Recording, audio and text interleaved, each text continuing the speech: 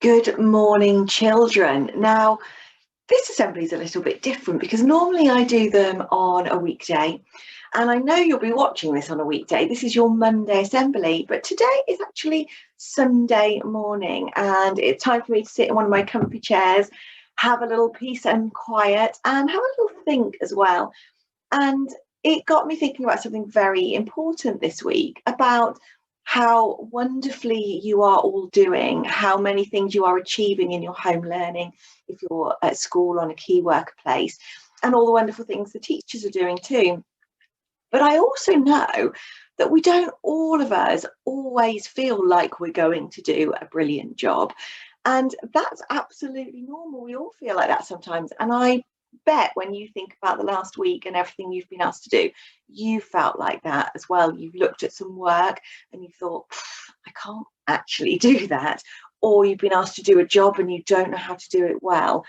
And it got me thinking about what we could do about that, how we could reframe that thought from I can't to I can.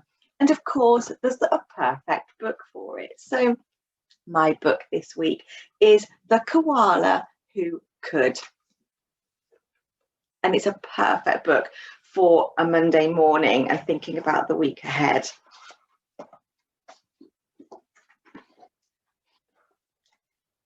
Can you see the picture there? It's very beautiful. In a wonderful place at the breaking of dawn, where the breezes were soft and the sunshine was warm, a place where the creatures ran wild and played free, a koala called Kevin clung to a tree. Can you spy him up there? Look, absolutely clinging. He's not down there with the animals playing, is he? A nicer grey fellow you never would meet, as soft as a soft thing from ear tufts to feet. His favourite way to relax in the sun was to cling and to nap and to munch a leaf bun. Yes, Kevin was king of the staying still kings. You see, high up was a safe place, since he liked a slow pace, while the ground down below seemed a frightening place, too fast and too loud and too big and too strange. Nope, Kevin preferred not to move nor to change.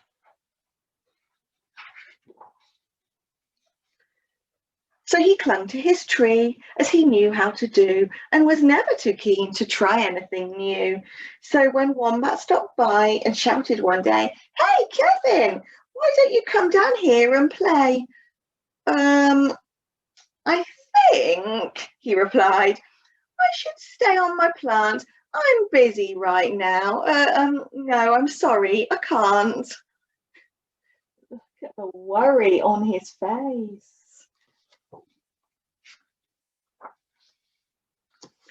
"Why not?" cried the Roos, who liked the idea. "Yes, why?" called the Dingoes. "You've nothing to fear." But Kevin, who wasn't a do things quick sort, said, "I've got clinging to do, but thanks for the thought."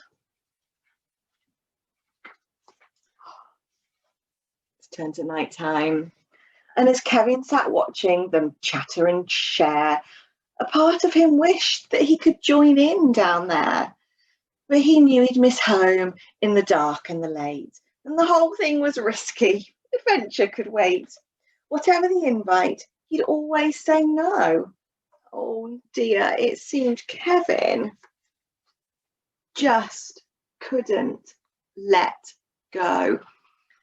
I want you to look at that and think about that feeling there. There are so many good things going on around him, and he's scared at the moment, and he's sticking to what he knows. He just doesn't want to risk it, do anything different. And we've all felt like that. So his life was the same, no matter the day. The weeks came and went, and the months rolled away, and Kevin stayed still while the world moved around, until he awoke to a worrying sound. I'd hold my book this way. Tap, tap, the sound went. Well, this was a blow. Tap, tappity, tap, tap, tap, tap. Oh no. All right, you know what's going to happen, don't you? I bet you know what that woodpecker is pecking. Uncling! Called the crowd that had gathered below. Leap and we'll catch you. Just let yourself go. But Kevin was scared. Let go. No, I shan't. I won't, clung on Kevin. Oh dear, I just can't. Look at that. But then, whoomph, down came the tree with a cracking and pinging, crash and a wallop. Kevin still clinging.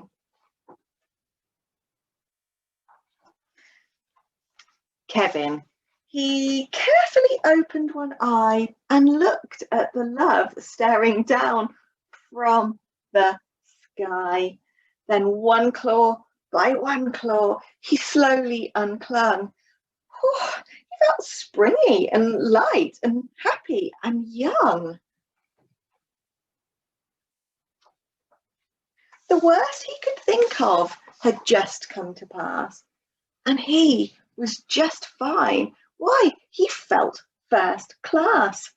So when Wombat held out the most welcoming paw, Kevin didn't hold back any more. When Dingo asked, "Now will you come out to play?" the crowd all joined in with, "What do you say?" And even though this wasn't part of his plan, Kevin replied, "Yes, I think I can." And Kevin, from that day on, was always can do. Because life can be great when you try something new.